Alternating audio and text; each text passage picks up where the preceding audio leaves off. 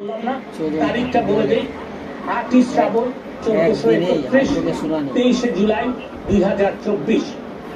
বিষয় সরকারি আধা সরকারি স্বায়ত্তশাসিত আধা স্বায়ত্তশাসিত প্রতিষ্ঠান স্বশাসিত ও সংবিধিবদ্ধ কর্তৃপক্ষে এবং বিভিন্ন কর্পোরেশনের চাকরিতে কর্মে সরাসরি নিয়োগের ক্ষেত্রে সরকারের বিদ্যমান কোটা পদ্ধতি সংশোধন।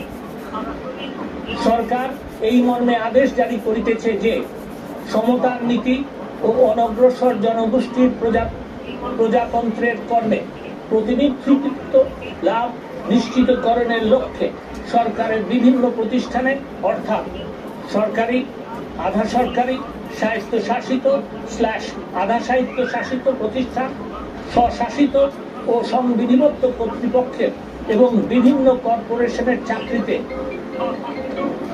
কর্মে সরাসরি নিয়োগের ক্ষেত্রে সকল গ্রেডে নিম্নরূপ ভাবে কোটা নির্ধারণ করা হইল। ক মেধাভিত্তিক 93%। খ মুক্তিযোদ্ধা শহীদ মুক্তিযোদ্ধা ও বীরাঙ্গনাদের সন্তানদের জন্য 5%। গ ক্ষুদ্র নৃগোষ্ঠী 1% এবং শারীরিক প্রতিবন্ধী ও তৃতীয় লিঙ্গের জন্য 1%। 2 নির্ধারিত কোটায় যোগ্য প্রার্থী পাওয়া না গেলে সংশ্লিষ্ট কোটার শূন্য পদ সমূহ সাধারণ মেধা তালিকা হইতে পূরণ করা হইবে।